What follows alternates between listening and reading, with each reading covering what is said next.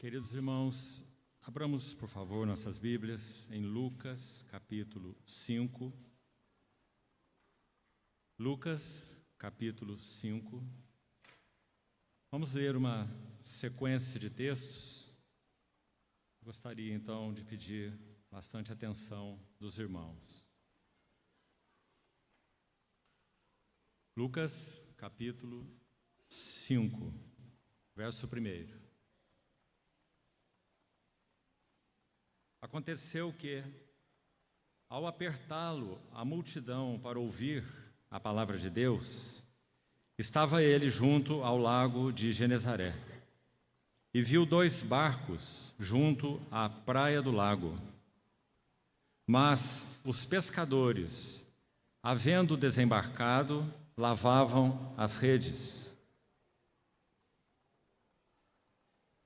Entretanto, em um dos barcos, que era o de Simão,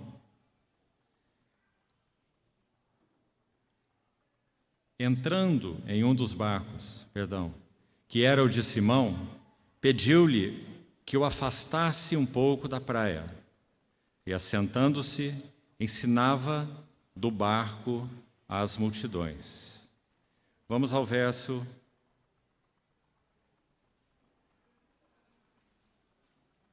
12. Aconteceu que, estando ele numa das cidades, veio à sua presença um homem coberto de lepra. Ao ver a Jesus, prostrando-se com o rosto em terra, suplicou-lhe: Senhor, se quiseres, podes purificar-me. E ele, estendendo a mão, tocou-lhe, dizendo: Quero, fica limpo. E no mesmo instante lhe desapareceu a lepra. Vamos a um terceiro evento, uma terceira cena, no verso 17. Ora, aconteceu que num daqueles dias estava ele ensinando e achavam-se ali assentados fariseus e mestres da lei, vindos de todas as aldeias da Galiléia, da Judéia e de Jerusalém. E o poder do Senhor estava com ele para curar. Vieram então uns homens, trazendo em um leito um paralítico, e procuravam introduzi-lo e pô-lo diante de Jesus. Vamos ao verso 27. Passadas estas coisas, saindo viu um publicano chamado Levi, assentado na coletoria, e disse-lhe: Segue-me. Ele se levantou e, deixando tudo, o seguiu. Aqui já temos uma quarta cena neste capítulo. 4 eventos. Verso 33.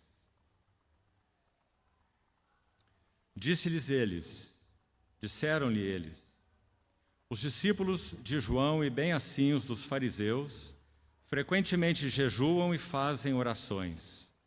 Os teus, entretanto, comem e bebem. Jesus, porém, lhes disse: podeis fazer jejuar os convidados para o casamento enquanto está com eles o noivo? Dias virão, contudo, em que lhes será tirado o noivo. A expressão tirado aqui não é apenas tirar de um lugar e colocar no outro, mas tirado com violência. E nesses dias, então, jejuarão. Também lhes disse uma parábola: ninguém tira um pedaço de veste nova e o põe em veste velha, pois rasgará a nova, e o remendo da nova não se ajustará à velha. E ninguém põe vinho novo em odres velhos, pois o vinho novo romperá os odres, entornar-se-á o vinho, e os odres se estragarão. Pelo contrário, o vinho novo deve ser posto em odres novos, e ambos se conservam. E ninguém, tendo bebido o vinho velho, prefere o novo, porque diz: o velho é excelente. Ainda um texto mais no capítulo 12 do mesmo Evangelho, Lucas 12, verso 35, até o verso 37. Lucas 12, 35. Cingidos estejam os vossos corpos e acesas as vossas candeias. Sede vós semelhantes a homens que esperam pelo seu Senhor, ao voltar ele das festas de casamento, para que quando vier e bater à porta, logo lhe abram. Bem-aventurados aqueles servos a quem o Senhor, quando vier, os encontre vigilantes. Em verdade vos afirmo que ele há de cingir-se, dar-lhes lugar à mesa, e aproximando-se, os servirá. Finalmente, capítulo 19, no mesmo Evangelho, versos 11 a 13. Lucas 19, verso 11. Ouvindo eles estas coisas, Jesus propôs uma parábola, visto estar perto de Jerusalém, e lhes parecer que o reino de Deus havia de manifestar-se imediatamente. Então disse: certo homem nobre partiu para uma terra distante, com o fim de tomar posse de um reino e voltar. Chamou 10 servos seus, confiou-lhes 10 minas e disse-lhes: negociai até que eu volte. Vamos orar.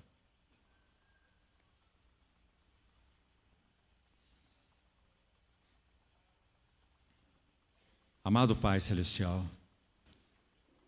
com gratidão, reverência e expectativa, apresentamos Tua Santa Palavra, lida, e a colocamos em Tuas soberanas mãos.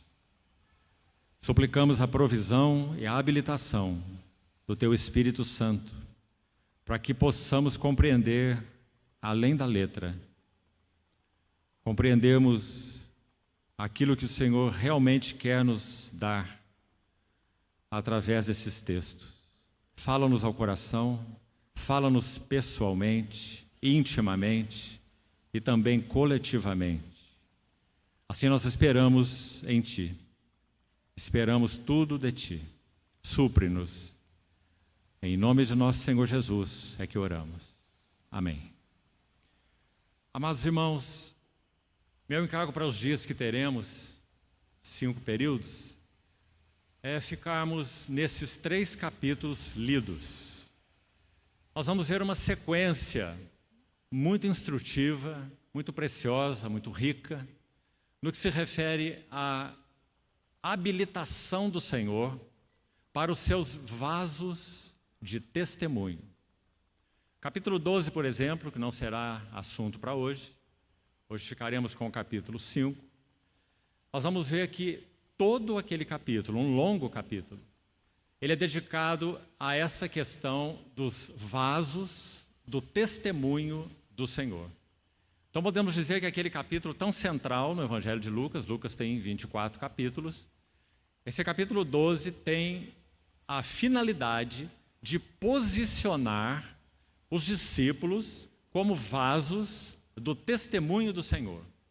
Então esperamos o Senhor, quando chegarmos lá, nós vamos ver quanta riqueza há naquele capítulo, no que concerne às necessidades de preparação daqueles vasos e, consequentemente, em qual responsabilidade que o Senhor confiará a eles como servos vasos, digamos assim, ou vasos servos. Os servos são vasos e os vasos são servos, para que então eles possam assumir a sua responsabilidade como vasos do testemunho e, de acordo com a responsabilidade assumida, eles serão retribuídos na parousia ou na vinda do Senhor. Então, vamos manter esses itens, esse quadro inicial na nossa mente. E para fazer um resumo dele, eu vou repetir aqui. No capítulo 5 de Lucas, será nosso alvo para essa noite, provavelmente exclusivamente essa noite. Então, peço ao Senhor que use de misericórdia conosco, nos dê atenção, para nós vermos essas 4 cenas que já citei no capítulo 5. Porque elas são cenas de preparação. Capítulo 5 de Lucas, repetindo então, uma vez mais, aborda a preparação de vasos novos para conterem o vinho novo.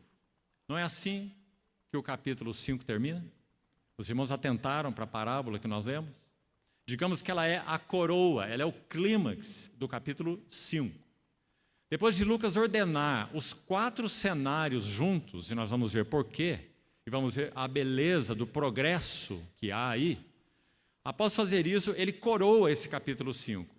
Então ele está coroando esse assunto da preparação de vasos novos para conter o vinho novo, porque ninguém põe um vinho novo em odres velhos.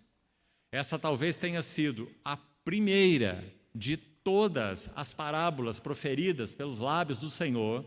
Veja a importância disso. Você sabe que a primeira menção na Bíblia de qualquer assunto, qualquer verdade, qualquer conceito, qualquer ideia, estabelece na palavra de Deus um princípio de interpretação. Todo primeiro é extremamente importante na Bíblia. A primeira palavra, a primeira menção de uma palavra, amor, graça, verdade, ou seja o que for, estabelece o princípio sobre o qual o Espírito Santo alongará e destrinchará esse ensino por todas as outras escrituras, onde esse termo, essa ideia, esse conceito, essa verdade aparecer. Graças a Deus por essa autoconsistência da palavra de Deus. Ela se interpreta.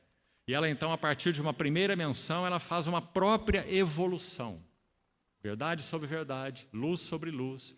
A vereda do justo é como a luz da aurora, que vai brilhando mais e mais até ser dia perfeito. Isso é verdadeiro com relação à palavra de Deus também. Então, no capítulo 5, nós temos a primeira parábola proferida pelo nosso Senhor Jesus. Então, ela é de extrema importância. E mais uma vez lembrando, ela está coroando os 4 cenários que vamos compartilhar nessa noite, que tratam da preparação dos vasos novos para conter um vinho novo, para quê? Para a sua autossatisfação? Não. Para o testemunho do Senhor. Guarde isso. Então, capítulo 12, para termos o quadro geral primeiro, e também repetindo, então, uma vez mais, o capítulo 12 posiciona de uma maneira única. Que o Senhor nos ajude no estudo e meditação dele quando chegar o momento oportuno. Ele é um capítulo que posiciona os discípulos como vasos do testemunho do Senhor, alertando sobre perigos específicos.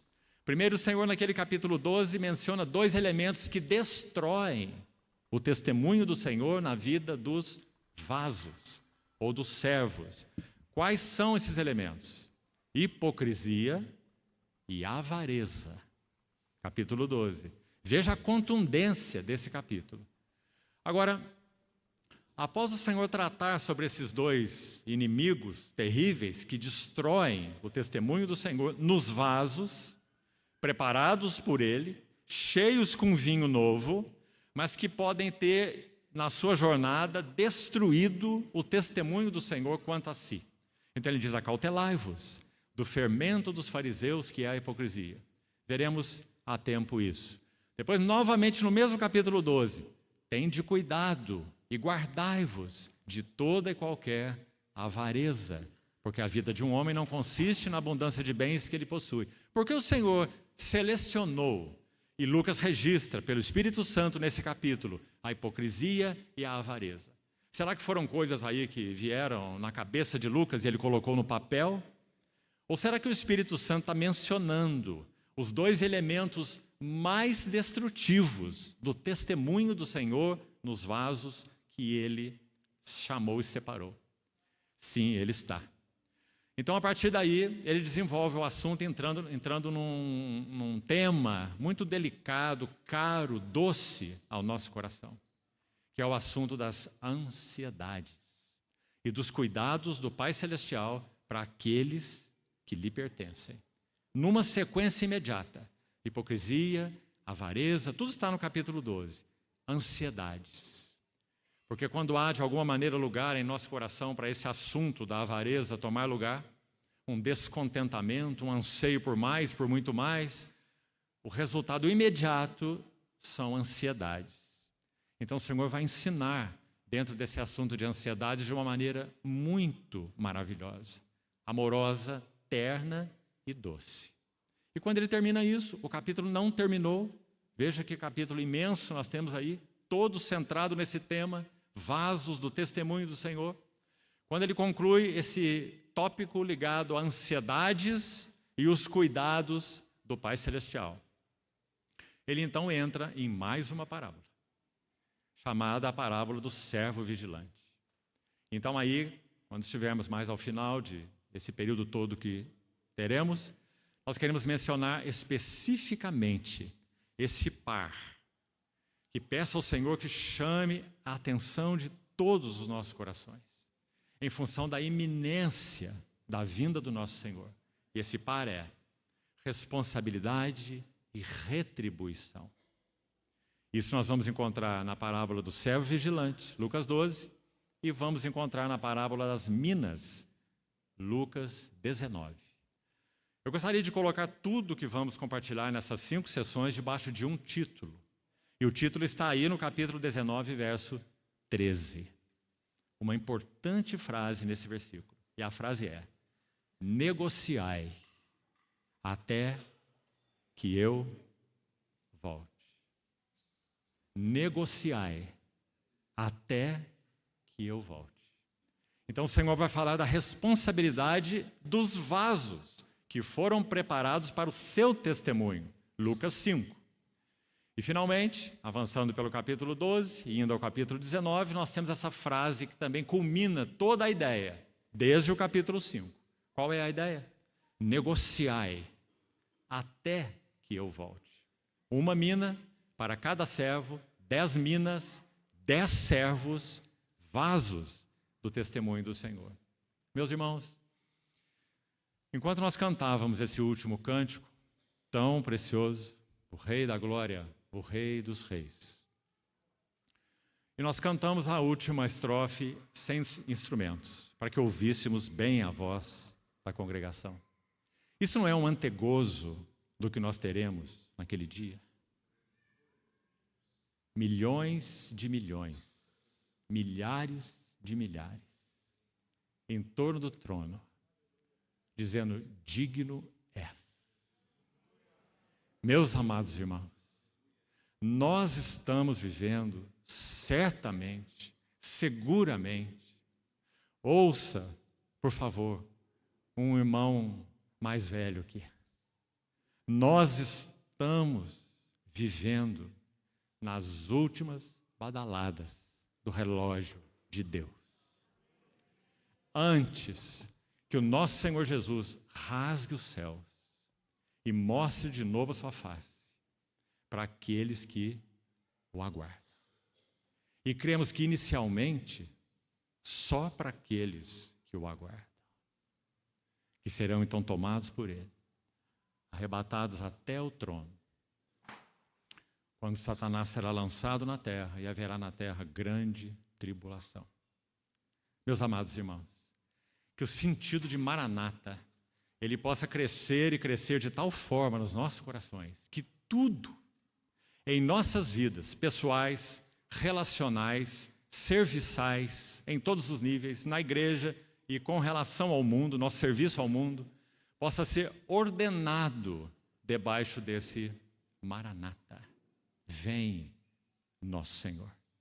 Então, o capítulo 12 e o capítulo 19, especialmente, eles estão focados nesse assunto. 2 parábolas. Servo vigilante, o rei que vai para as festas de casamento, e então ele retorna e vai ter com os seus servos. E eles devem estar vigilantes para que quando ele bater a porta, logo, uma palavra importante, prontidão, logo lhe abram. Então aquela cena maravilhosa, que não quero me adiantar aqui. Vamos deixar isso para quando chegarmos no capítulo 12. E a mesma coisa no capítulo 19. chama aqueles vasos que, de acordo com a linguagem de Lucas, como estamos vendo, eles estão sendo preparados desde o capítulo 5, que vamos deter nessa noite. E quando chegamos lá naquele capítulo 19, com a mesma ideia, ele vai encarregar cada servo com uma mina e vai dizer: negociem, negociem, até que eu volte. Então, preparação, responsabilidade e retribuição. Vamos guardar essas 3 palavras durante todos esses tempos que teremos juntos. Preparação, responsabilidade, retribuição. Então vamos lá para o capítulo 5 de Lucas, por favor. Mais uma vez, juntos. Abra sua Bíblia aí, então.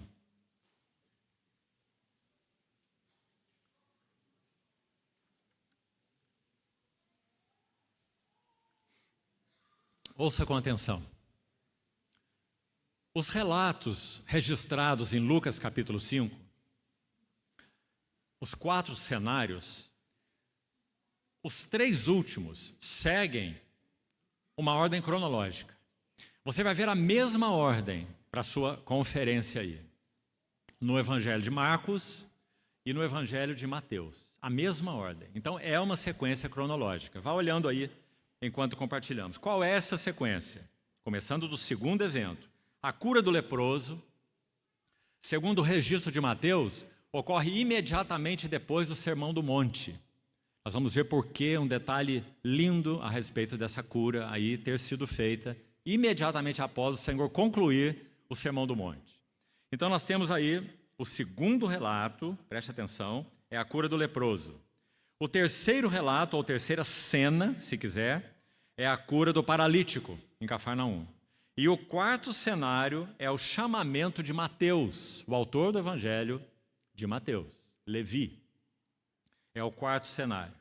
Então, esses 3 cenários acontecem em ordem cronológica. Agora, o primeiro deles, ouça bem, que é chamado como um subtítulo aí, que você sabe, não faz parte do texto inspirado, mas é uma maneira de nos ajudar a referir ao evento, né?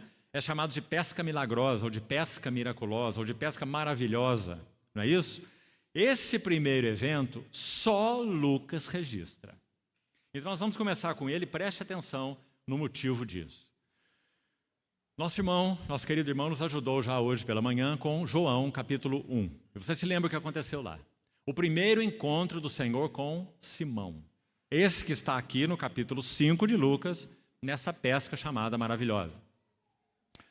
João capítulo 1 registra esse encontro no qual o Senhor olha para Pedro. Aquela palavra olha ali tem um sentido muito particular. É um olhar perceptivo, é um olhar profundo, não é apenas um olhar casual. Então diz que quando André, o irmão de Simão, ele busca o seu irmão, André busca o seu irmão Simão e o leva até Jesus, dizendo a ele: achamos o Messias. Então diz que o Senhor Jesus olha, com este olhar que já citamos, para Simão e diz 2 frases apenas. Tu és Simão, tu serás chamado Cefas, que quer dizer uma pedra, ou chamado Pedro. Não é? Esse é o primeiro encontro. O primeiro ano do ministério de Jesus é chamado por muitos estudiosos, e assim o é, muito claro nas Escrituras, também nosso irmão tocou em algo hoje pela manhã sobre isso, é chamado de o ano da obscuridade.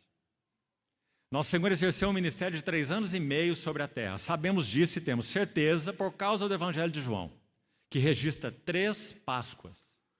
Então, nosso Senhor viveu e serviu em seu ministério durante 3 anos e meio, uma vida de serviço. Este primeiro ano é chamado de ano da obscuridade, ou seja, o nosso Senhor pouquíssimo realizou nesse primeiro ano. Uma das coisas que ele fez nesse primeiro ano está registrada aí em João capítulo 1. João Batista está ali com seus discípulos, 2 deles são citados em especial, um deles é André, o outro deles é João, o evangelista. O João, irmão de Tiago, filho de Zebedeu. Eram discípulos de João chamado Batista.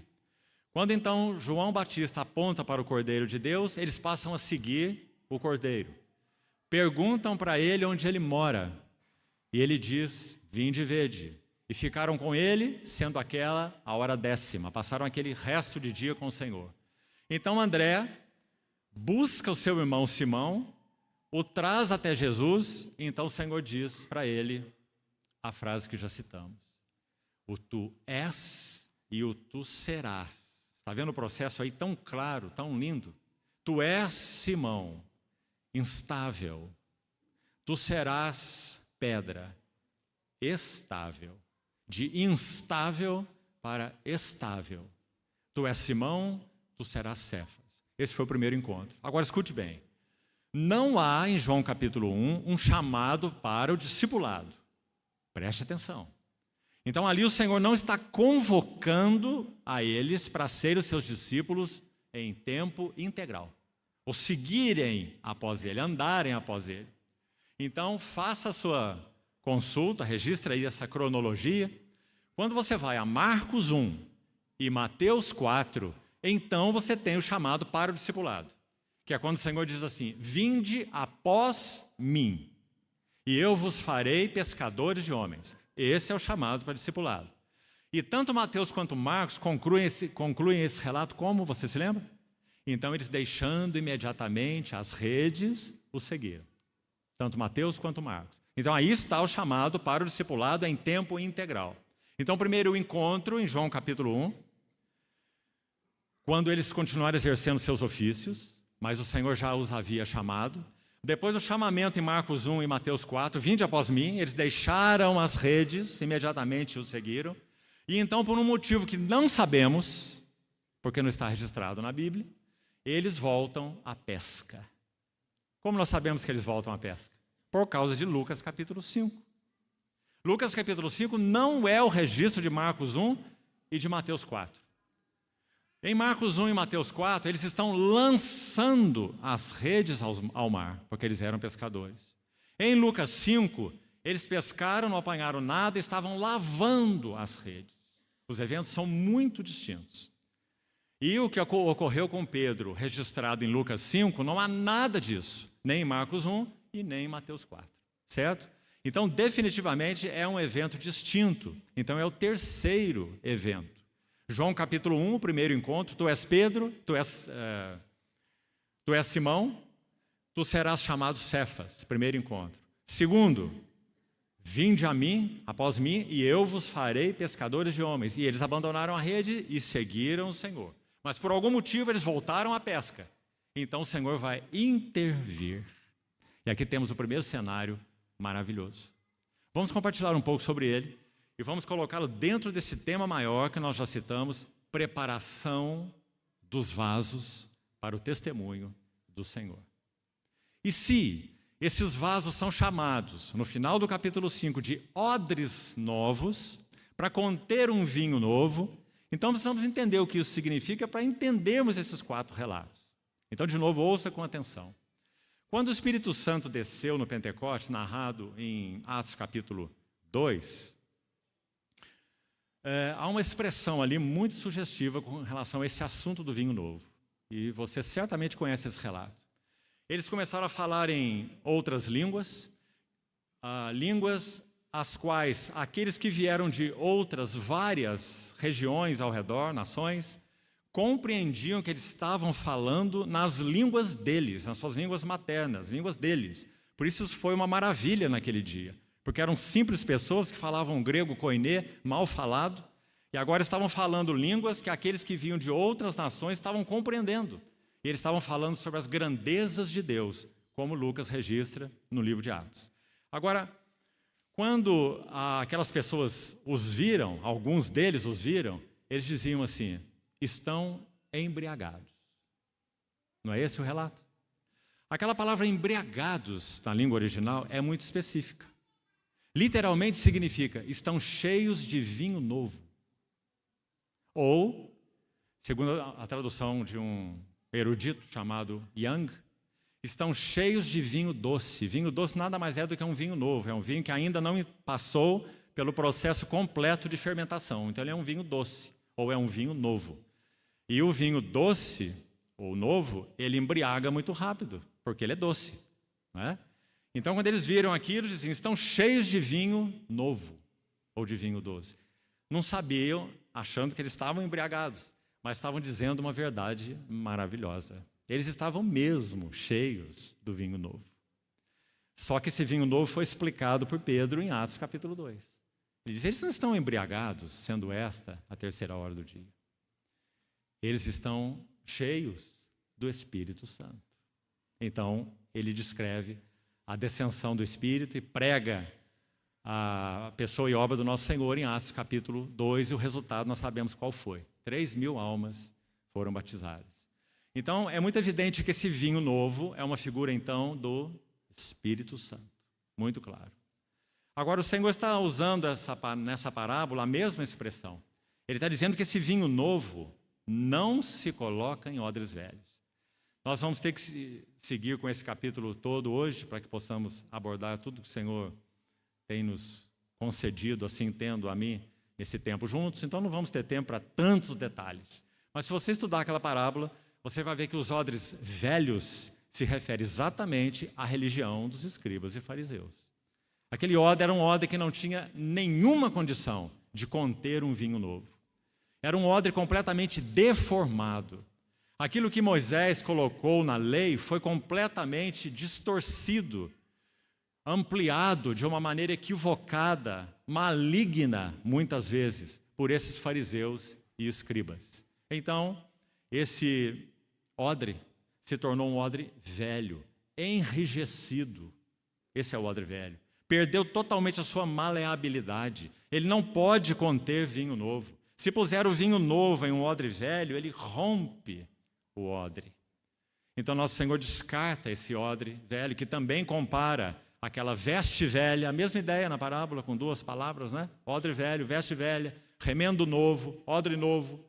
Então, ele vai contrastar o quê? A religiosidade externa, formal, vazia, religiosidade externa com realidade interior. Nosso Senhor fez isso durante seu ministério todo. Realidade interior, religiosidade externa. Então ele faz isso nessa parábola. Agora, quando então Lucas reúne esses três eventos, três seriam naturais porque são cronológicos, como falamos, mas o primeiro não. Então entendemos que sim, o Espírito Santo que inspirou Lucas, esse autor tão meticuloso, tão metódico, tão preciso, quando ele coloca no capítulo 5 essa narrativa da pesca maravilhosa, entendemos que aqui realmente o Senhor quer nos dar algo. Ele quer nos mostrar 4 cenas, ele quer nos mostrar 4 estágios. Guarde isso. Um processo para que então vasos novos sejam preparados e adequados para conter o vinho novo, para que eles possam ser testemunho para o Senhor. Então vamos colocar esse processo assim. Para efeito didático, quero citar para você, desde já, qual é esse processo. E vamos tentar caminhar até onde pudermos, nesses 4 quadros, ou nessas 4 cenas. Então, de novo, preste atenção. E se você está registrando, leve para a tua meditação. O primeiro cenário, a pesca maravilhosa. A relação do Senhor com Pedro nesse momento. O que está acontecendo?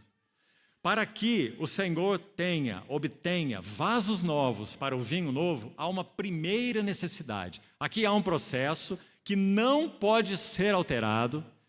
4 cenas progressivas, 4 eventos que vão falar de um processo, estágio por estágio. Não podemos inverter nenhum deles, porque quebraríamos o sentido desse processo. Por isso esse capítulo é tão lindo, meus irmãos, tão instrutivo, tão profundo. Primeira etapa, então, o primeiro evento, a pesca maravilhosa. Para que vasos novos sejam preparados para o vinho novo, para o testemunho do Senhor, há necessidade de uma nova e profunda convicção de pecado aos pés de Jesus. Não foi isso que aconteceu com Pedro? Nós vamos ver. Primeira etapa, uma nova. Todos nós que pertencemos ao Senhor, pela sua graça, se Ele segue trabalhando em nós, se nós temos permitido realmente que Ele trabalhe em nós, nós estamos caminhando de luz em luz, de glória em glória, graça sobre graça, E quanto mais conhecemos o Senhor, mais nós conhecemos a nossa pecaminosidade. Então Pedro está em um momento, em uma hora aqui, em que havia uma necessidade única. Veja, João capítulo 1 já aconteceu. Tu és Simão, tu serás Cefas. Marcos 1, Mateus 4 já aconteceu. Vinde após mim, eu vos farei pescadores de homens. Mas eles voltaram à pesca. Então agora o Senhor teve necessidade de fazer algo. Porque esse Simão já era como um grande peixe fisgado nesse molinete. Os que pescam aqui sabem o que é isso, né? Muito bem fisgado em um molinete. E nosso Senhor está segurando aquela vara lá que está entortando assim até embaixo. E esse grande peixe não irá escapar. Então, embora ele tenha voltado à pesca, o pescador continua com a sua vara na mão. E agora há um evento em que ele será levado à condição que o Senhor, então, aguardava dele. E qual é essa convicção? Uma nova, repetindo, e profunda convicção de pecado. Mas a frase não termina aí. Aos pés de Jesus.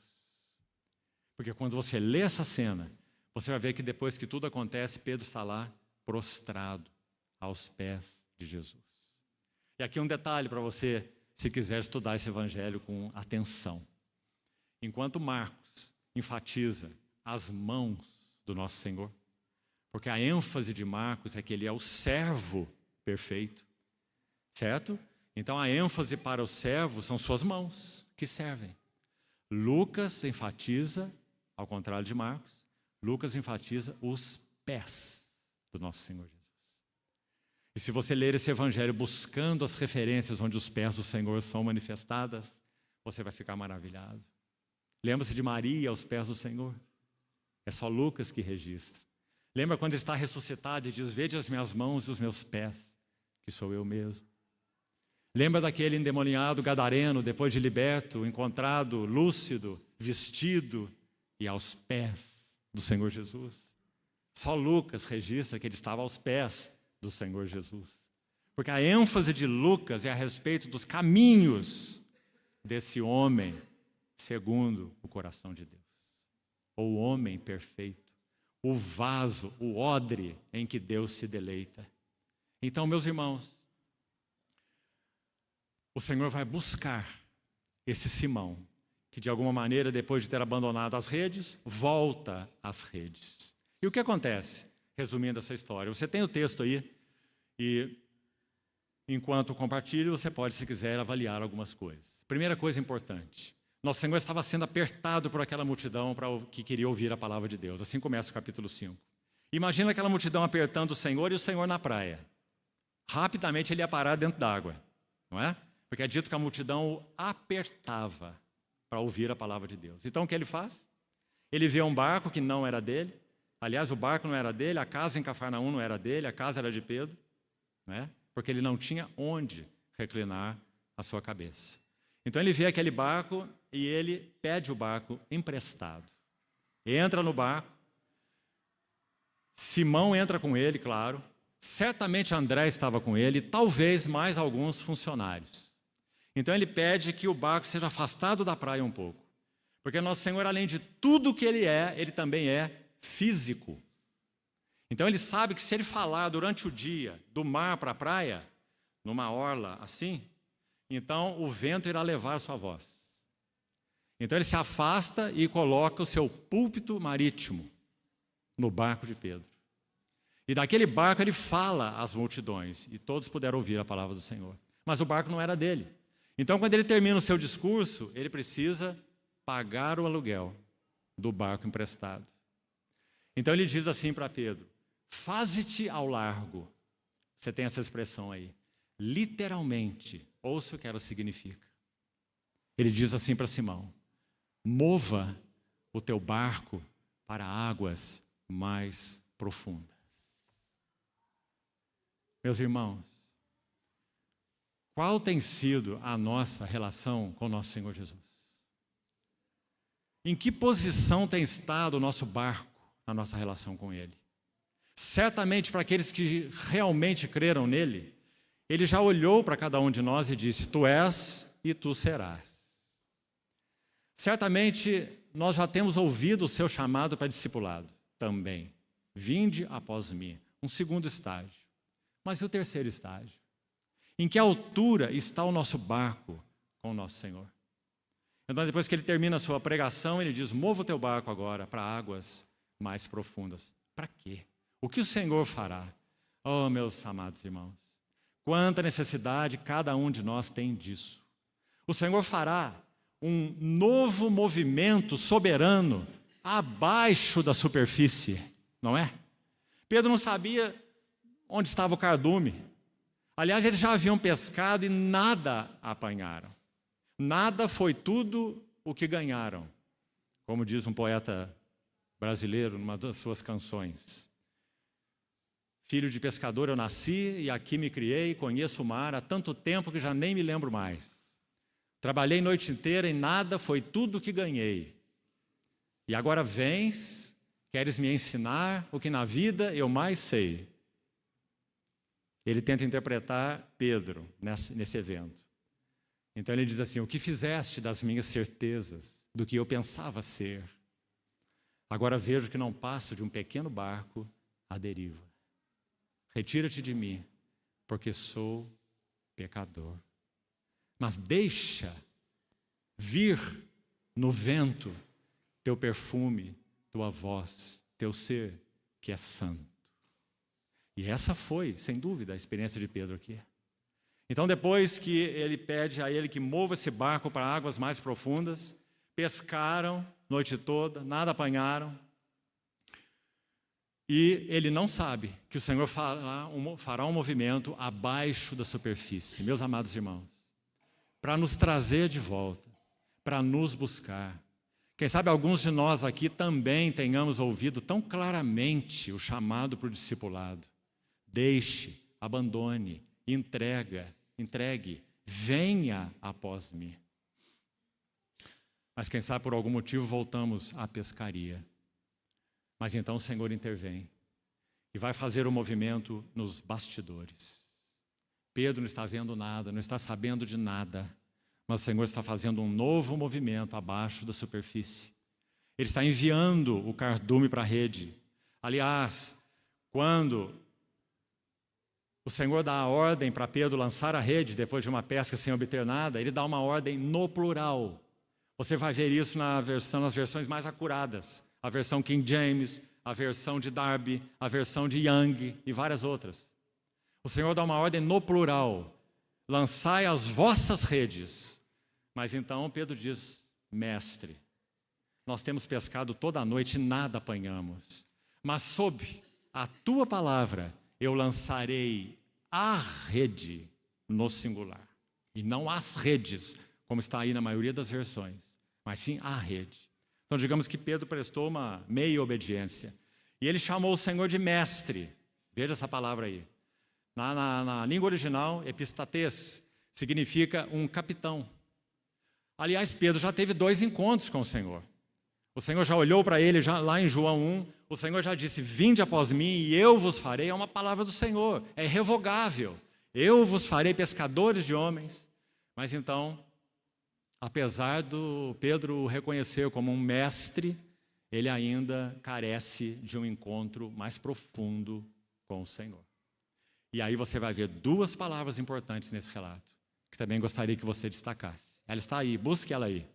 Primeiro ele diz: mestre, epistates. Tendo pescado toda a noite, nada apanhamos. Mas quando então aquilo acontece, o Senhor faz um novo movimento soberano abaixo da superfície. Para quê? Para que no interior de Pedro ocorra um novo encontro com a glória do Senhor. Meus amados irmãos, todos nós carecemos disso. Como nosso irmão mencionava também pela manhã, a ênfase do Evangelho de João: vimos sua glória. O que Paulo diz em 2 Coríntios 3,18, lembra-se? Todos nós com um rosto descoberto, contemplando, ainda que por espelho, a glória do Senhor, nós somos transformados. De glória em glória, na mesma glória que Ele tem. E quem realiza isso em nós? Pelo Espírito do Senhor. 2 Coríntios 3,18. Não é assim? Então, o que Pedro estava carecendo naquele momento, se ele ouviu o chamado, se ele teve aquele primeiro encontro em João 1, se ele ouviu o chamado para o discipulado registrado em Mateus e Marcos, mas volta às redes, o que tem que acontecer? Pela graça do Senhor, por causa da fidelidade dele à sua aliança, ele tem que buscar Pedro, ou a sua palavra não vai se cumprir, ou o que ele disse lá no início vai cair por terra. Tu és e tu serás. Mas isso não pode ser cumprido, porque Pedro desistiu no meio do caminho. Pedro desistiu no meio do caminho, mas o Senhor nunca desiste no caminho. Então ele vai ao encontro de Pedro e faz esse movimento, e envia aquele cardume para essa rede. E o texto diz que aquela rede se encheu de tal maneira que, também no texto original diz, o barco começava a afundar.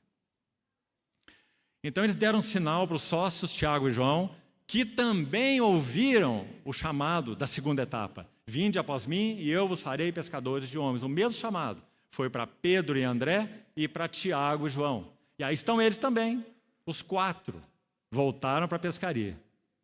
Então depois que isso acontece na rede de Pedro e André, eles têm que dar sinal para os seus companheiros, para virem ajudá-los, para carregar aquela rede para a praia. Então a cena acontece. Esse Simão, que primeiro, antes da rede ser enchida com os peixes, ele usou a expressão mestre. E já é uma linda expressão. Ele está dizendo, você é o capitão do barco. Você é o comandante. É o sentido do epistates, mestre, comandante, capitão. Sobre tua palavra eu lançarei a rede. Mas agora, irmão, depois de tudo acontecer, não tem mais capitão, não tem mais comandante, agora é Senhor. Retira-te de mim, porque eu sou um pecador. Vamos tentar ler o que estava no coração de Pedro. É como se ele dissesse assim, há 1 ano atrás, porque aí está, Lucas 5, 1 ano, desde João capítulo 1. Tu és Simão, tu serás Cefas.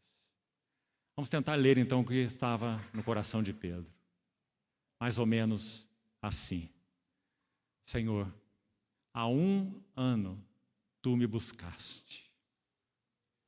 Tu me disseste com os teus lábios, você será uma pedra. Mas quando eu olho para mim, eu só vejo instabilidade. Desista de mim. Deixa-me, porque eu sou um pecador. Mas, meus amados irmãos, o Senhor nunca desistirá daqueles que Ele chamou. Nunca desistirá dos seus santos. Quantas vezes nós já desistimos, mas Ele nunca desistiu de nós. Até mesmo naquela assembleia, agora na linguagem coletiva, Laodiceia. Podemos dizer apóstata, soberba, insuflada, inchada, arrogante, presunçosa. Nosso Senhor diz, eis que eu estou à porta e bato. Se alguém ouvir a minha voz e abrir a porta, eu entrarei, cearei com ele e ele comigo. Então, depois que Simão tem essa experiência, nada mais resta para ele. É dúbia essa frase de Pedro. Você percebe, irmão? Leia além da letra, para que você veja que essa frase é dúbia. Porque ao mesmo tempo que ele diz, agora não mestre, mas diz Senhor, é a primeira palavra que ele diz, prostrado aos pés de Jesus, ele diz, Senhor, retira-te, afasta-te de mim, porque eu sou um pecador. Mas não é claro, pelos relatos seguintes, que na verdade o que Pedro está dizendo é assim, mas eu sou teu, mas eu te pertenço.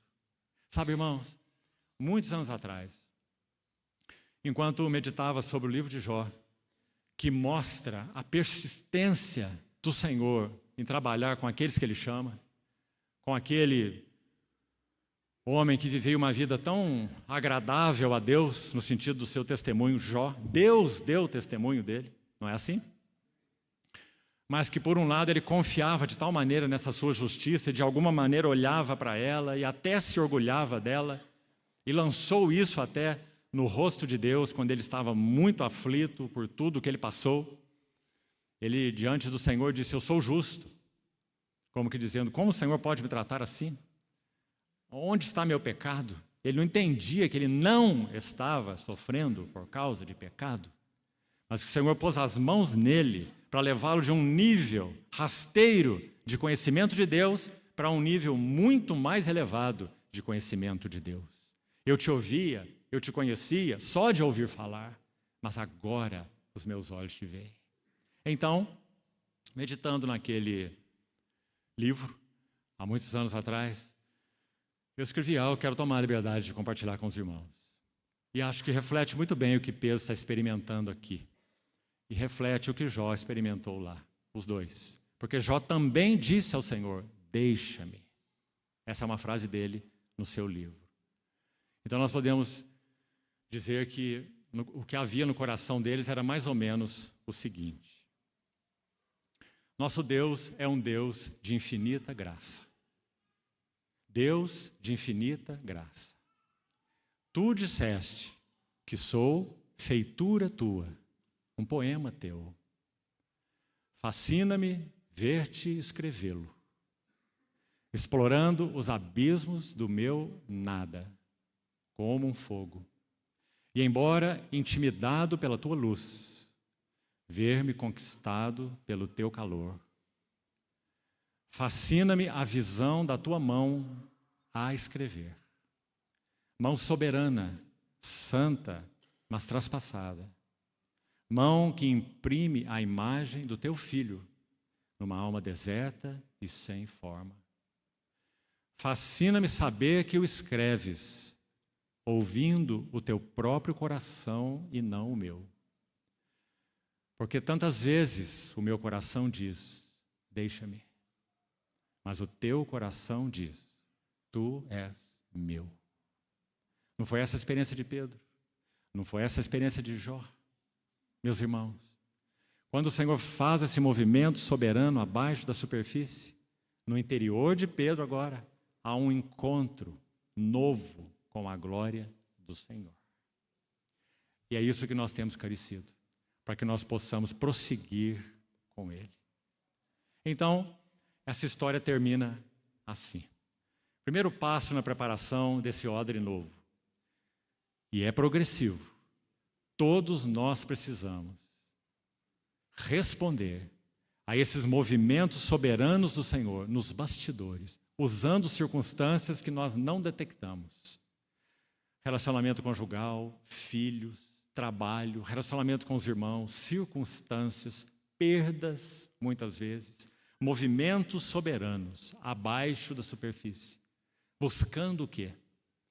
Não apenas pagar o aluguel do barco com uma boa quantidade de peixes, mas atingir o interior do pescador, que abandonou o seu chamado e voltou à pescaria.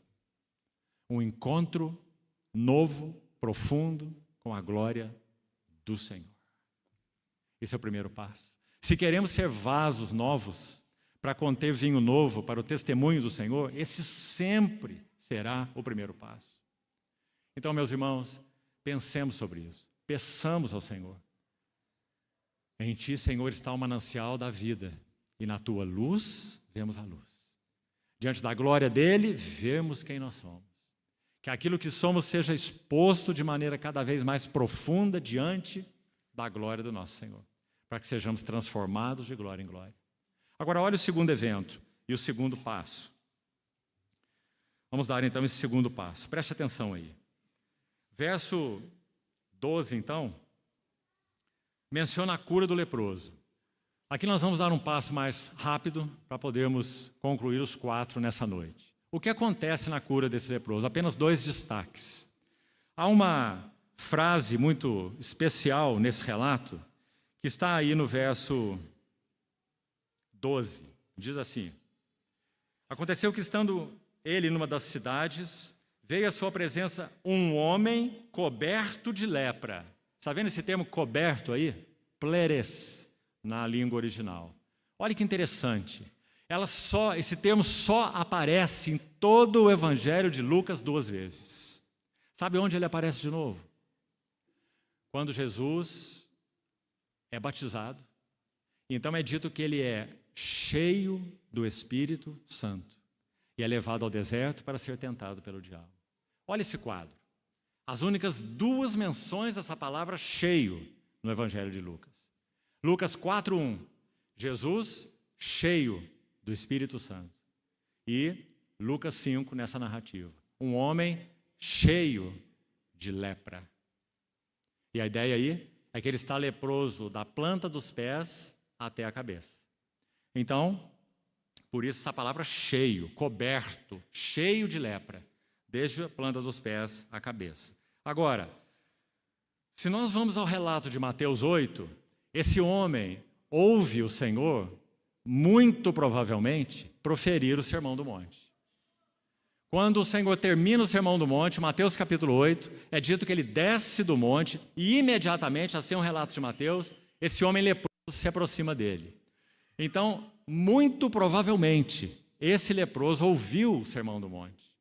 Agora, você se lembra do Sermão do Monte? O chamado Sermão do Monte, Mateus 5-7? É dito que quando o Senhor, primeiro em Mateus 7, já no final do sermão, nosso Senhor disse assim: pedi, dar-se-vos-á. Buscai, achareis. Batei, abrir-se-vos-á. Não é assim? Quando ele conclui o sermão, Mateus registra assim: as multidões estavam maravilhadas. A ideia é como que assombradas, magnetizadas. Estavam maravilhadas da sua doutrina. Porque ele ensinava como quem tem autoridade e não como os escribas.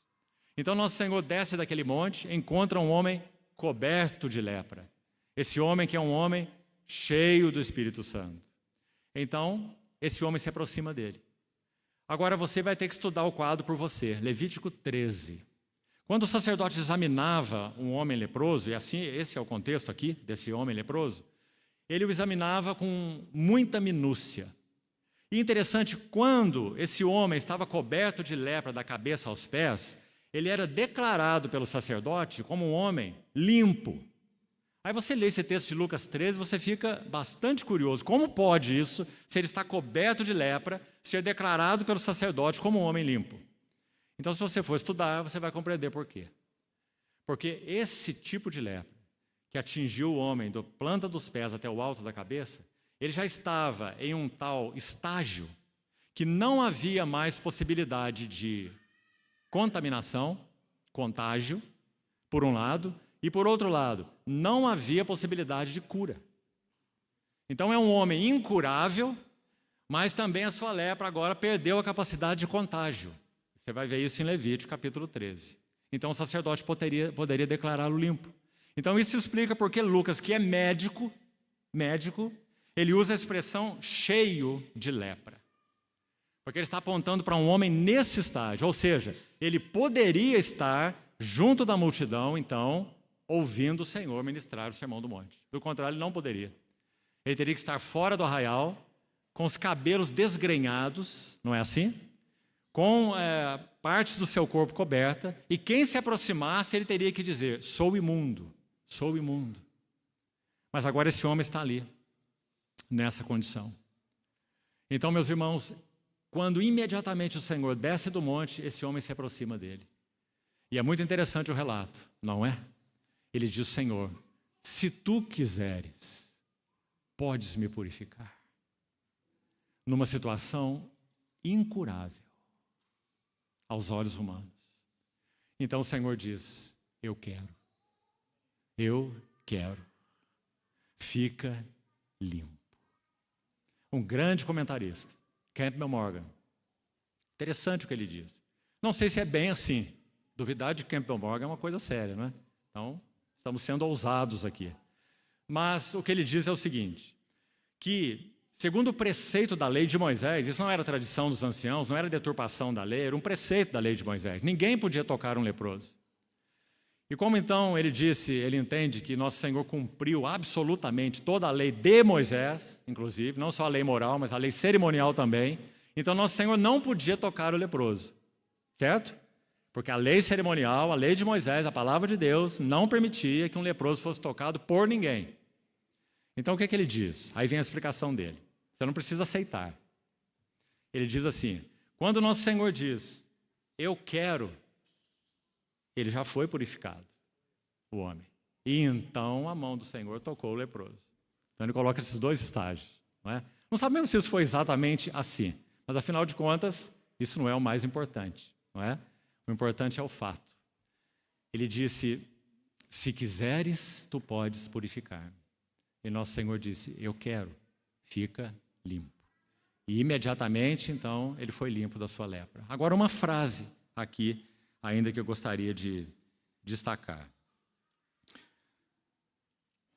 Quando nosso Senhor diz, eu quero, fica limpo, nós temos um segundo estágio nessa preparação dos vasos novos. Se o primeiro é que nós avancemos em novas, vamos colocar no plural, novas e mais profundas convicções da nossa pecaminosidade diante da glória e da santidade do nosso Senhor, foi o que aconteceu com Pedro, um encontro com a glória do Senhor, retira-te de mim, eu sou um pecador. O segundo passo é que então carecemos de uma nova e profunda purificação. Para onde nós iríamos apenas com uma nova e profunda convicção de pecado? Nós iríamos para a loucura, não é? Nós iríamos para o nada. Mas após uma nova e profunda convicção de pecado, relato de Pedro, nós temos uma nova e profunda purificação, o leproso. E esses são os dois primeiros passos. As 4 cenas se dividem em 2 e 2. Porque quando se conclui essa cena com o leproso, queria que você visse, olha o que é dito no verso 16. Olhe, por favor. E esses são os únicos destaques que vamos fazer aí sobre o leproso, porque precisamos avançar. Verso 16 diz, ele, porém, após a cura do leproso, se retirava para lugares solitários e orava. Você vê que Lucas fez aqui, então, uma interrupção bem clara. Então ele vai colocar 2 eventos de um lado, 2 cenas de um lado, para ensinar 2 lições maravilhosas. Sem dúvida, o Espírito Santo quis fazer isso, usando a pena de Lucas, e 2 cenas de outro lado, que vamos compartilhá-las brevemente daqui para frente. No meio, o que nós temos?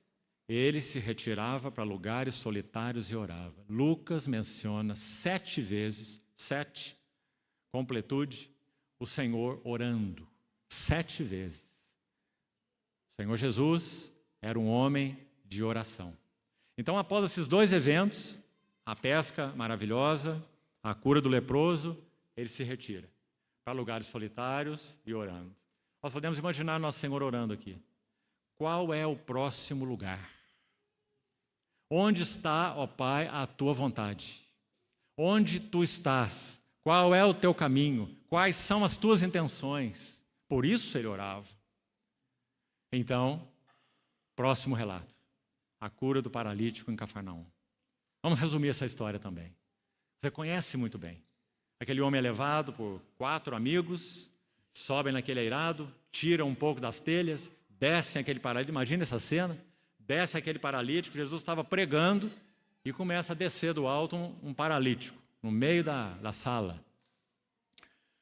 E aquelas pessoas arrazoavam consigo em silêncio, segundo o texto, elas não falaram nada, mas diz que o Senhor percebeu no seu espírito, talvez pelo olhar deles, para o paralítico, para Jesus, um para o outro, o nosso Senhor percebeu o que estava no coração deles.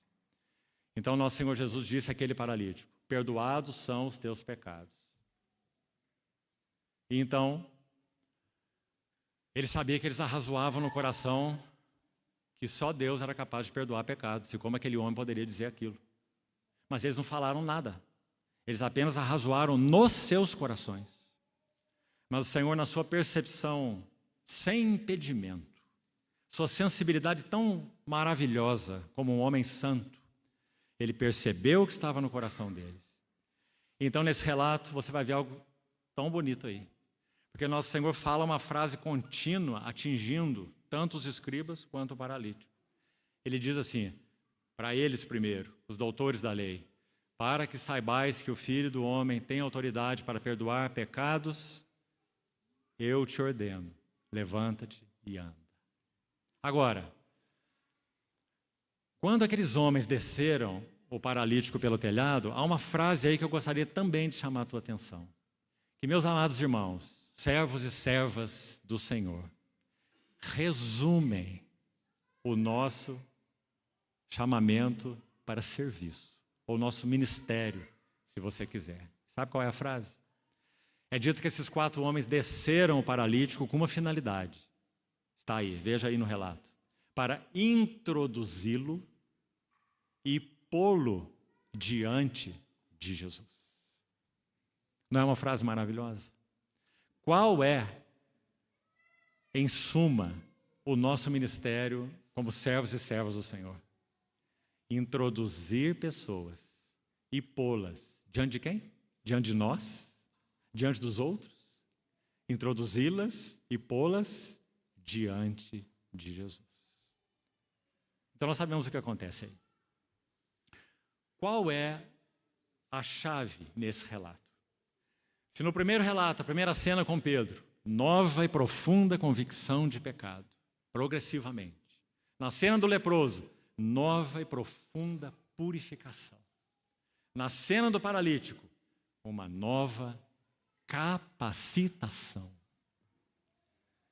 Gostaria muito que você levasse isso com você e orasse sobre essa sequência.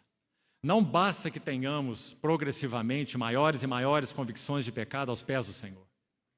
Isso é indispensável, mas não basta. Não basta nem mesmo que tenhamos purificação sobre purificação, de vasilha em vasilha, como vai dizer Jeremias sobre Moabe. Moabe não teve o seu sabor alterado porque não foi mudado de vasilha em vasilha.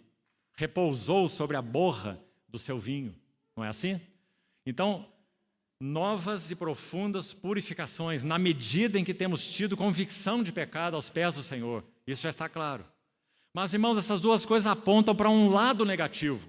Pensemos assim e digamos assim. Convicção de pecado, purificação de pecado. Mas isso é suficiente. Isso não era tudo.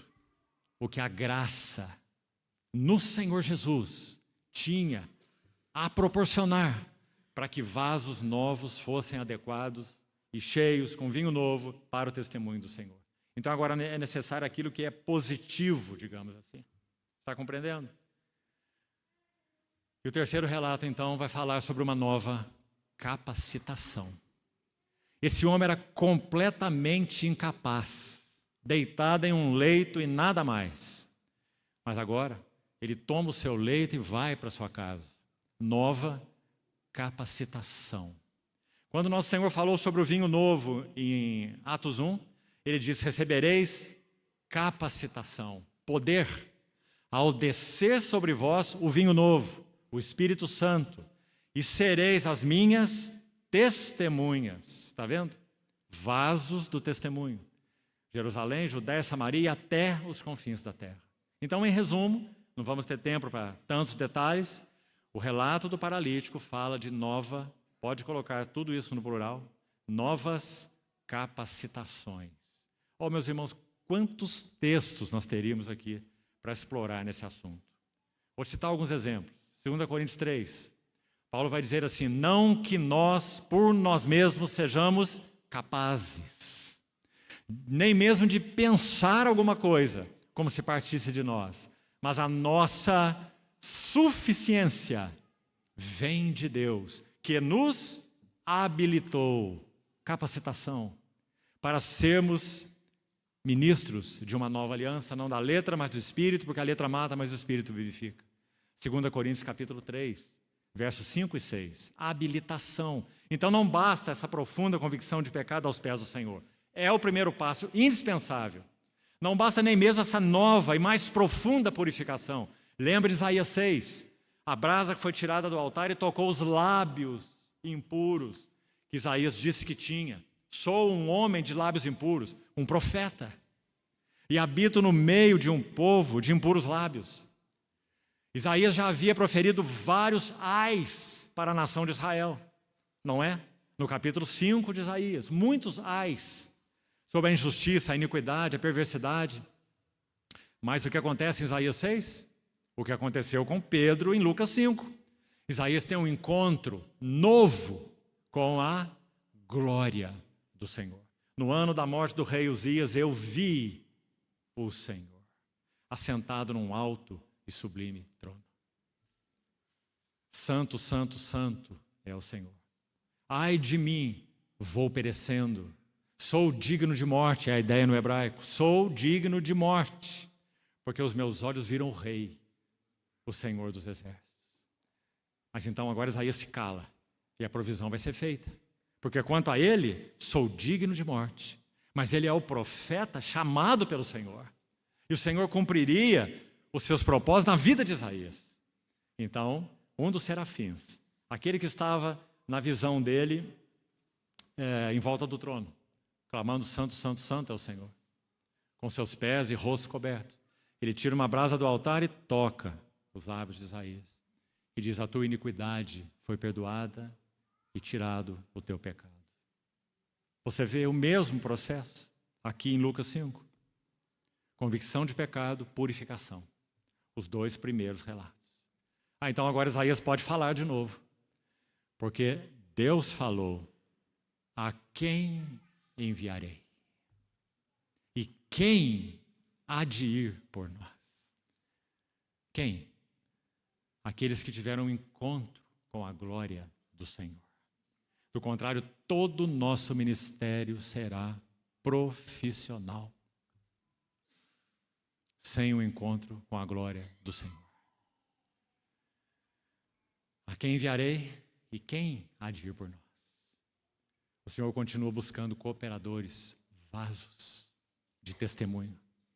Então ele pôde responder rapidamente, eis-me aqui, envia-me a mim. Então, meus irmãos, terceira cena, capacitação, o paralítico.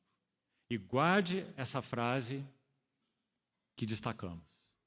Os amigos o introduzindo e o pondo diante de Jesus. O que nós necessitamos para sermos capacitados aqui, ali, acolá, progressivamente? Sermos introduzidos e postos diante de Jesus. Ninguém é capacitado em seminários. Ninguém é capacitado com estratégias, com novos métodos, com pragmatismo, com técnicas. Nós só podemos ser capacitados sendo introduzidos e postos diante de Jesus. Então, meus amados irmãos, temos a última cena e aqui vamos terminar. A vocação de Mateus, o chamamento de Levi. Tão simples os dois versículos que lemos. Vamos ver de novo. Olha o que diz, verso 27. Passadas essas coisas, mais um relato. Saindo, Jesus viu um publicano, chamado Levi, assentado na coletoria e disse-lhe, segue-me. Apenas isso, segue-me, para esse publicano. Ele se levantou, deixou tudo e o seguiu. Agora, você precisa ler o que Marcos e Mateus dizem sobre esse relato, porque é muito bonito. Quando você lê o próprio Mateus se referindo a esse relato, que é o chamamento dele, sabe o que ele faz? Ele não usa o nome dele. Que lindo, você não acha? Olha, ele poderia dizer, esse aí sou eu. O Senhor me chamou, me vocacionou, Ele me buscou. Ele que me fez um dos 12, dos seus 12. Mas Ele nem mesmo cita o seu nome. E registra de uma forma tão linda e tão humilde esse chamado do Senhor a ele. Agora, sabe um detalhe sobre Mateus? Ele, sem dúvida, era um homem rico, porque ele era publicano. Todos os publicanos eram ricos. Um dos comentaristas sobre esse texto, na verdade, nós temos duas posições aí, vou citar as duas. Uma delas é que os publicanos, eles pagavam uma taxa anual para Roma, porque eles eram, você sabe, né, do povo judeu, mas eram funcionários do Estado romano, para cobrar impostos dos irmãos, dos judeus. Por isso eles eram tão odiados, porque esses impostos eram exploratórios. Então é dito que eles pagavam, os publicanos, uma taxa anual para o Estado, para Roma, e podiam ficar com tudo que eles arrecadassem. Se isso for verdade, eles eram muito ricos. Mas há outros estudiosos que dizem que de tudo que eles arrecadavam, eles pagavam uma taxa. Então eles teriam que fazer um registro muito bom de tudo que era cobrado, porque eles pagariam uma taxa sobre o que era cobrado. De qualquer maneira, todos os publicanos eram homens muito abastados. Então você vai ver na sequência que Levi deu não uma festinha, né? Uma recepçãozinha, mas é dito que ele deu um grande banquete e convidou Jesus. Agora, tão significativo, irmão, esse registro, porque o que Levi está fazendo? Aquilo que nós lemos no relato do paralítico e que resume o nosso serviço e também a nossa necessidade, como nós falamos. Levi, depois de receber um chamamento tão maravilhoso do Senhor, um homem odiado pela nação, um publicano, sabe lá em que estado estava o seu coração? Jesus o chamou e ele simplesmente levantou da coletoria, deixou tudo e seguiu o Senhor. E foi para casa preparar o banquete. E é dito que ele convidou os colegas publicanos. Imagina essa turma que estava lá, não é? E mais fariseus, escribas e outros. Chamou para dentro da casa dele. O que ele está fazendo? Introduzindo e pondo pecadores diante de Jesus. Não é maravilhoso? Então o Senhor tem aquela oportunidade tremenda com aquelas pessoas. E aí então ele fala sobre os odres novos e o vinho novo. E os odres velhos e o vinho velho. Agora tem algo aqui sobre Levi que eu ainda gostaria de destacar. E vamos terminando. Quando o Senhor disse a ele, segue-me, o que está acontecendo no interior de Levi? Pense se fosse você o publicano. A não ser que algo estivesse ocorrendo no seu interior e que o chamado, a presença, a pessoa, a palavra do Senhor tenha sido de tal forma contundente, arrasadora para o coração de Levi ou Mateus, ele nunca faria o que ele fez, porque ele está deixando tudo. Agora, meus irmãos, não é apenas a questão de deixar tudo. Outra nota que eu gostaria de destacar aqui. Ele está colocando tudo aos pés de Jesus. Sua casa, seus bens, e chamando as pessoas, introduzindo-as e pondo-as aos pés de Jesus. Meus irmãos, esse é o uso mais bendito que podemos fazer da nossa casa e dos nossos bens. Que nossa casa e nossos bens existam para introduzir pessoas e pô-las diante de Jesus. Do contrário, elas não têm finalidade, senão autointeresse.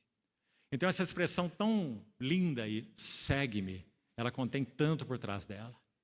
Na verdade, podemos dizer que o Senhor está dizendo para Levi, seja meu companheiro, segue-me, tem esse significado. Agora, sabe o que é interessante? Quando você vai ao primeiro relato, na chamada pesca maravilhosa, nosso Senhor, o Espírito Santo, através de Lucas, usou esse termo companheiros. Quando é dito que aquela rede se enchia de peixes, eles tiveram que fazer sinal para os seus companheiros do outro barco. Você se lembra desse termo lá, no capítulo 5? A palavra, na língua original, metokos, companheiros, sabe o que significa? Ser alguém que partilha serviço, ou seja, um sócio, como é dito lá, não é? Tiago e João eram sócios de Pedro e André. Então, essa é a palavra, um dos sentidos da palavra metokos, companheiros, sócios, que partiram de uma função, mas olhe mais, a mesma palavra é aplicada para os que partilham de uma mesma dignidade. Olha que lindo.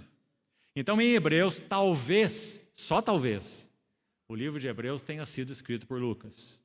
Talvez. Lucas seja o autor de Hebreus. Ele usa essa palavra de modo muito especial, se foi ele que escreveu. De qualquer maneira, isso é fato, né? Essa palavra é usada de maneira muito especial no livro de Hebreus. É dito assim, Hebreus capítulo 3, santos irmãos que participais de uma vocação celestial. Hebreus 3:1. A palavra para participar lá é esta aí, companheiros. De novo, no capítulo 3 mesmo de Hebreus, verso 14. Vós vos tendes tornado participantes de Cristo. De novo, é a mesma palavra. Participantes de Cristo em que sentido? Cristo é Cristo e nós somos nós. Como nós participamos de Cristo? E a ideia é participar da sua dignidade. A ideia é participar da sua glória. Pedro usa esse termo, aliás, escrevendo aos Tessalonicenses. Fomos chamados para alcançar a glória, dignidade, glória do nosso Senhor Jesus Cristo. Então, meus irmãos, segue-me, tem esse conteúdo. E não há dúvida, olhando para a resposta de Levi, que ele compreendeu. Porque ele deixou tudo e seguiu o Senhor. E colocou tudo o que ele tinha a serviço do Senhor. Então essa é a história com Levi. E finalmente, para terminarmos, aqui. Nosso Senhor então profere essa parábola. Encerramos com ela esses 4 eventos. Ele diz, quando foi repreendido ou questionado por aqueles fariseus, publicanos que estavam na casa de Levi, que os discípulos dele não jejuavam.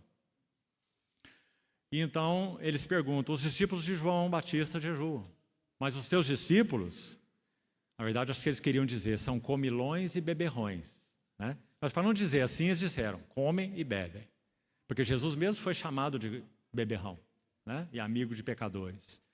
Então nosso Senhor diz assim, podem os convidados, e que linda palavra é essa também, meus irmãos, porque aí você vai pelo capítulo 5 todo de novo.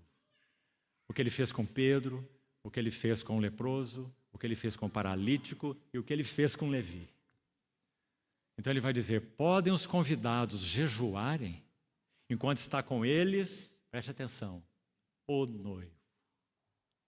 Olha, escute isso.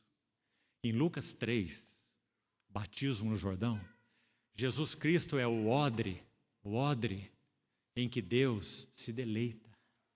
Este é o meu filho amado em quem me compraz. O odre único. Nosso Deus, Deus o Pai, não tinha 2 odres, 3 odres, 4 odres. Ele tinha um odre. Tu és o meu filho amado em quem me compraz. Lucas 3. Ele é o odre em que Deus se deleita. Lucas 4.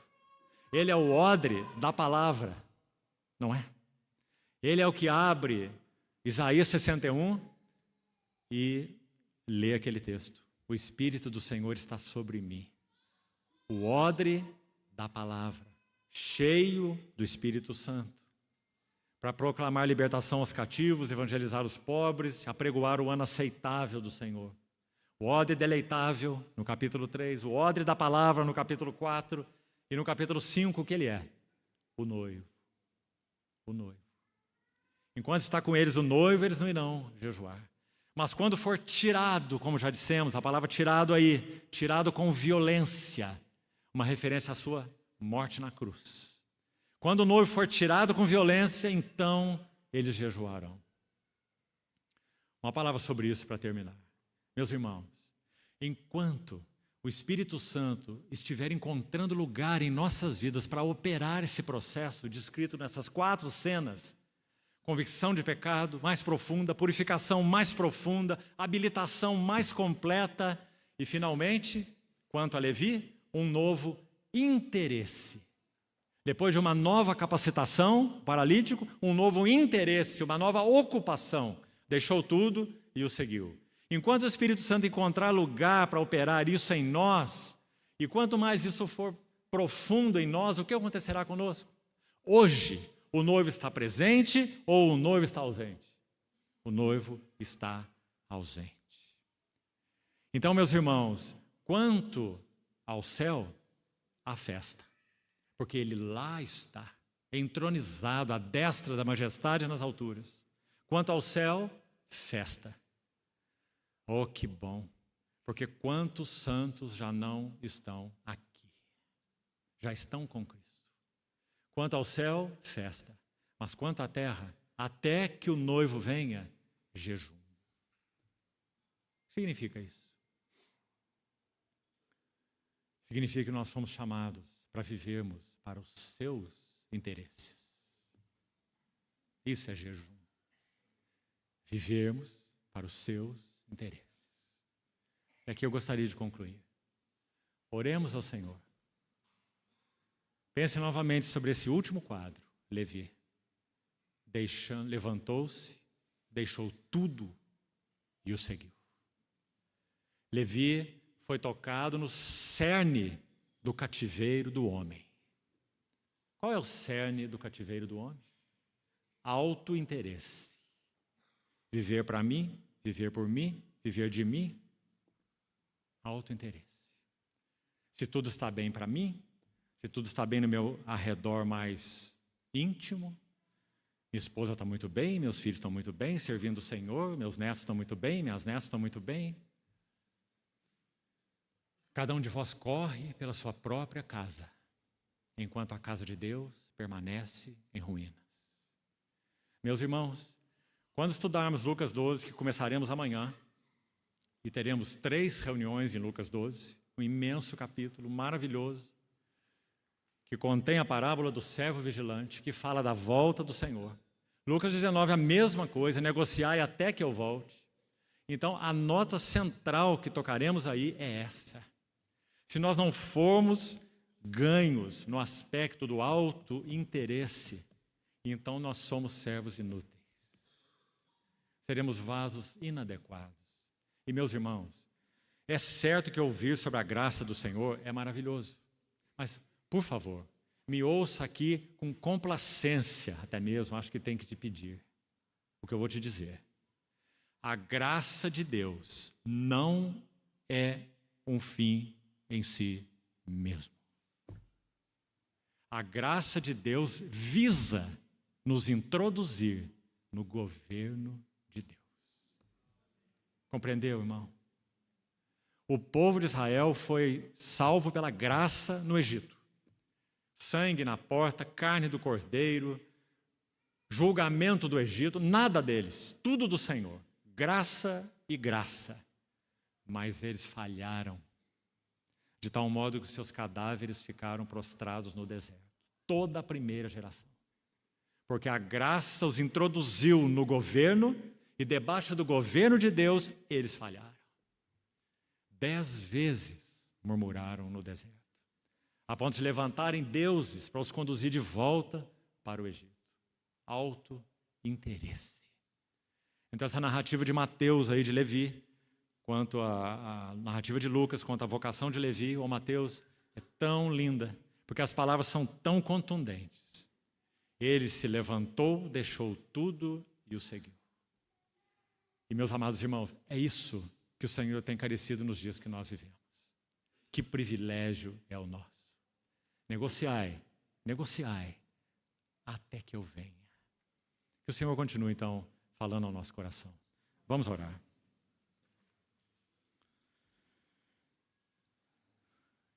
Querido Senhor, confiadamente entregamos às Tuas mãos os poucos pães e os poucos peixes, para que o Senhor, na Tua infinita graça de aliança conosco, os multiplique e superabunde os nossos corações daquilo que o Senhor quis nos dar nessa noite de comunhão. Senhor, oramos juntos, suplicando o Teu favor, para que o Senhor nos introduza a novas e profundas convicções de pecado aos pés do Senhor. Também nos introduza em experiências de mais profundas purificações daquilo que somos, Senhor. Também te pedimos que nos introduza em novas capacitações, porque sem Ti nada podemos fazer. Também te suplicamos que nos introduzas em uma nova ocupação, um novo interesse. Ó Senhor, que a oração de Teu servo, Paulo, também seja nossa. Prossigo para o alvo, o prêmio da soberana vocação de Deus em Cristo Jesus. Senhor, tira-nos de um estágio de infância espiritual e leva-nos à maturidade, respondendo, Senhor, mais plenamente à santa vocação que tivemos de Tua parte. Obrigado porque o Senhor até aqui não desistiu de nós, apesar de nós. Obrigado por tuas mãos firmes, constantes, fiéis. E te pedimos, Senhor, que assim seja, até naquele dia em que veremos o Senhor face a face. Limpa-nos, Senhor.